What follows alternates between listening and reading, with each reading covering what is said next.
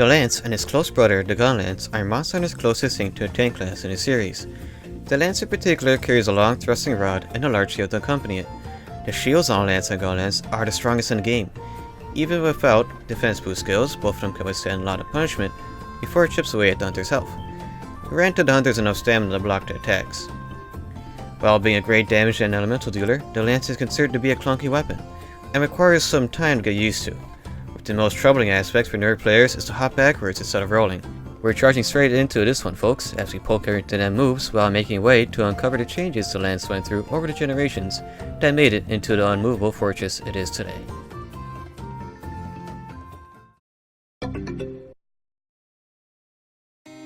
The final veteran Blade Master weapon in the Monster Hunter series, the Lance is considered the strongest weapon introduced in Monster Hunter 1. An odd weapon quirk to the Lance comes in its damage. While it primarily does cutting damage, it can also mimic impact damage. This doesn't mean the Lance will start knocking out monsters with his pokes, but whenever the Lance hits a monster part, and if the impact damage will do more than cutting, the game will multiply the hit sum by 72%. If that final value is higher than cutting damage, the Lance will mimic impact damage. Pressing up on the analog stick will do a forward stab. This can be comboed up to 3 times. It isn't recommended to use this stab in large monsters, as these stabs are inferior to the upward stabs. With a down input, the Lance stabs into the air. Like the previous stab combo, this could be done up to 3 times. While these stabs may have the hunter be a little bit closer to the monster, this combo is stronger than the forward stabs. Hopping backwards or to the side after stabs and then restarting will make the next trio of pokes a little faster. The Lance's repokes can also begin with an unsheath attack. Pressing R3 will ready the Lance for a forward charge. With enough stamina and sharpness, the hunter will pierce through anything that stands in their way, even fellow hunters. If the hunter gets stuck on any monster part, they will continue stabbing their target until their stamina runs out, or the monster moves, or, inevitably, their weapon sharpness gets too low. At least to ensure the finishing stab lands, as that attack is very powerful. With the press of R1, the hunter will raise their shield, easily shrugging off any attacks they may come into contact with. Granted, of course, it's not a laser and the hunter has good enough stamina for it. Standing still with the shield out would just pause the hunter's stamina gauge. Moving with it will recover like normal, so for monsters that attack relentlessly, the hunter would have to keep moving in critical moments to ensure they have enough stamina to block. Attacking while behind the safety of the shield would do a quick forward poke. It's weak, all things considered, but it's fast enough that the hunter will be easily protected after their poke. Besides the migration of analog inputs to buttons, the Lance stayed unchanged in Freeman Knight. Even the motion values remain unchanged. It is very important that razor sharp if you're going to be using the charge attack a fair bit, since that move shreds weapon sharpness. Lances tend to have a higher amounts of sharpness normally, but sharpness plus 1 is pretty useful nonetheless. The Lance is pretty much a do-it-all weapon. It can use element, status, even raw damage very effectively. It's purely up to the player and the situation for which skills to go for. Bouncing is a nuisance for the Lance, so cancelling it out completely without charging into any monster a possibility. A go-to skill for Lancers that are going to be relying on their shield strength. It is recommended to go for +2 to make sure the Lancer is standing ground, for the most part. Some very heavy attacks will still knock the Lancer back, but it will do considerably less damage and take up a lot less stamina.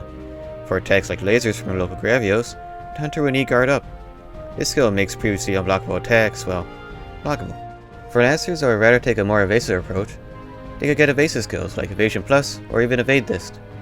The side and back hops are impacted by Evade Dist and can make for a very stylish but very tricky playstyle. Constitution is also an optional skill to have for this playstyle, as it will lower the amount of stamina consumed after a hop.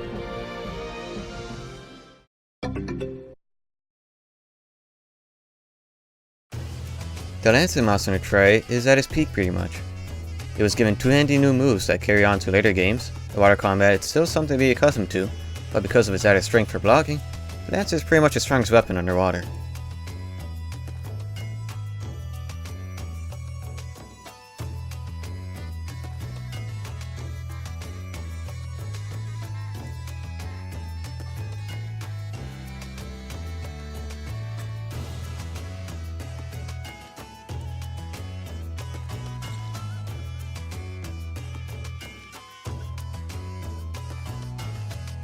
Pressing Expose will have the Lance be swung in a half crescent in front of the hunter.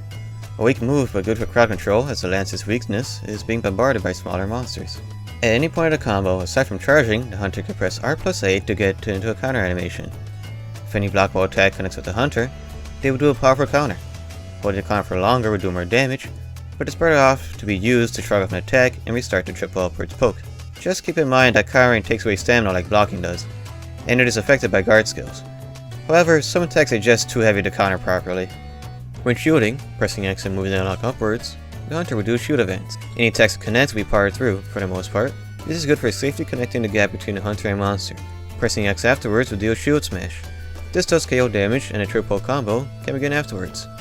Just keep an eye on your stamina if you use this move, as the shield advance forward, and block combos will very easily drain your stamina. Like the counter, your shield advance gets stronger with guard skills.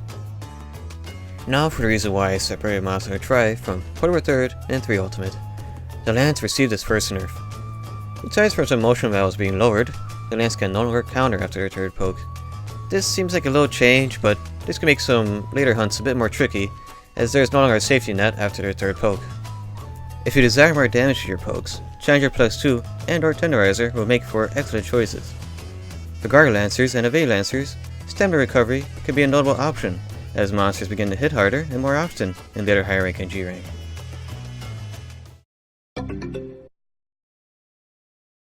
In compensation of the Lance losing out on its 3rd poke counter, there is now some added bonus extra moves that came with mounting strikes. Jumping off a ledge and pressing X to do a poke mid-air. With careful timing, a shield bash can be performed upon landing. There is also the option to do a shield bash on a ledge to do a hop, so it's a slightly safer way to perform a quick mounting strike. While a hunter is charging, pressing B and holding up an analog stick, the hunter will hop in the air. To press X, a mounting strike can be performed. The dash will still do damage while in mid-air, so that's an option for those that don't want to end the charge with a poke. For those few instances the hunter will miss their target, pressing X while holding back an analog stick will have the hunter turn around and do a powerful crescent sweep with their lance.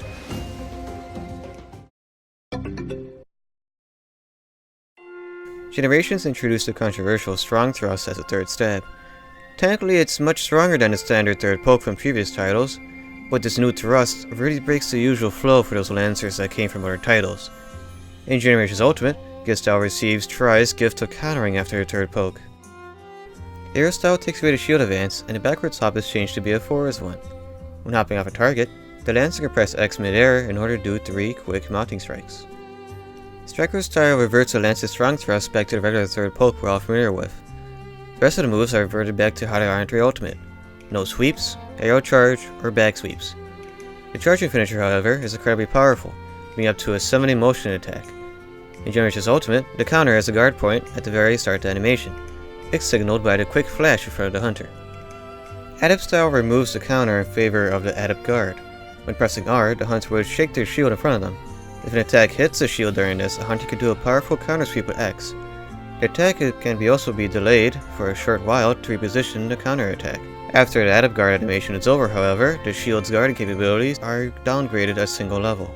Alchemy style allows the hunter to be able to whip out the barrel by hopping and pressing Y.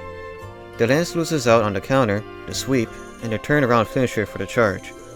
Also note that the shield advance combo is changed to R plus A. The other style when on in battle mode loses the counter, the sweep, and charge attacks. Tapping Y then X will do a cross swipe similar to Adept style's counter. Pressing X plus A will do a charge attack, with the hop and its aerial attacks and backward sweeps being able to be performed. While in battle mode, pressing X plus A will do a mini shield advance forward that comes with a guard point. After this attack, the player can press X plus A again to charge, or R plus A to counter. The mini shield advance is pretty handy, and can be done in between combos. When activating this move, the hunter would dash forward with all their might, doing lots of KO damage to their shield and ending the attack with a powerful thrust. While dashing, the hunter is near invincible, and can cover a lot of ground quickly. With each level, the damage does not increase, but the maximum distance can be traveled well.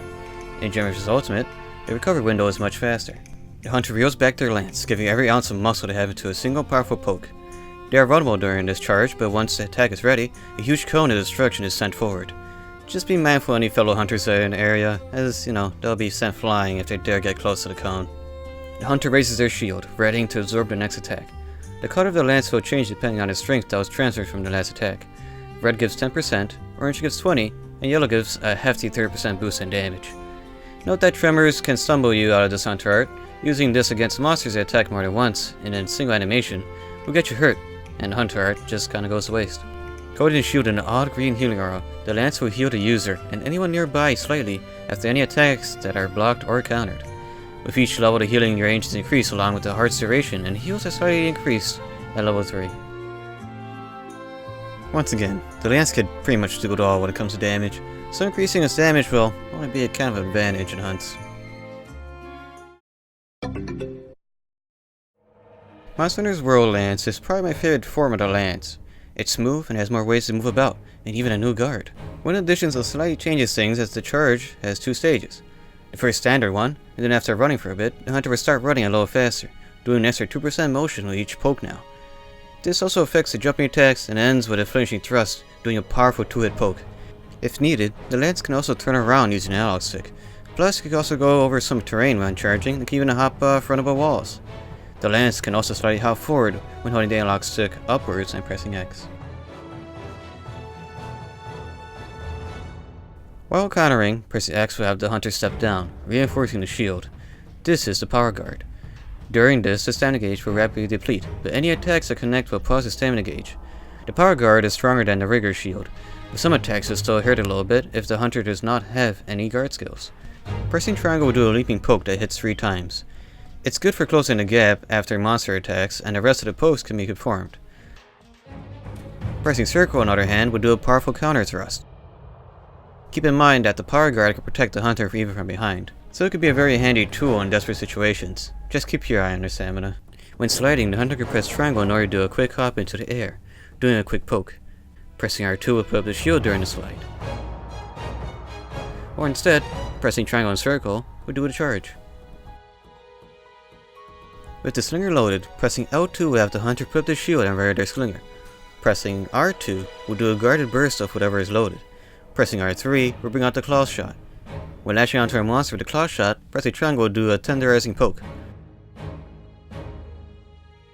Pressing circle after L2 will do the counter claw. So instead of doing a counter poke when an attack connects, the hunter will latch onto the monster. Being one of 3 options when it comes to weapons with a strong shield, the Lance is arguably the most simple, yet the most complicated when it comes to playing styles. I'm personally a guarding/countering type that enjoys to be aggressive and right in the monster's face when given a chance. The counter and shield events are very powerful tools, being able to withstand and even overcome obstacles his close brother, the Gunlance, cannot. Of course, in Harvika G rank, guard-up skills are mandatory since every monster is going to be hitting you with all they got. Having a really heavy shield could make the Lance feel pretty clunky sometimes, but that feeling goes away with experience.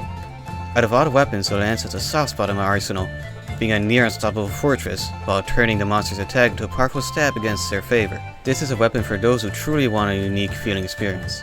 Stay tuned until the next episode, where the Lance's more explosive brother is shown off.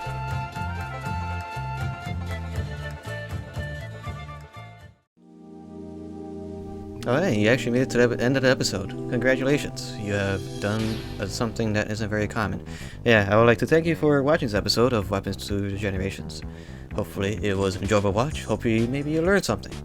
The Lance has been something I've learned how to use within the last year or so when I played Try while I was waiting for Monster Hunter World to come out. That was a pretty fun experience. This kind of sucks that the Lance got butchered in the subsequent games until World came out again. Actually, I didn't really know that Gen U gave Guild Style the counter 3rd poke. Maybe I'll be playing Guild Style a bit more often. If only the power thrust wasn't such an awkward thing. But hey, awkwardness goes away with experience, I suppose. So yeah, until the next episode, I have to ask a very grumpy person if they have time out of their very busy schedule of grinding in space to narrate that episode. So yeah, till next time, bye!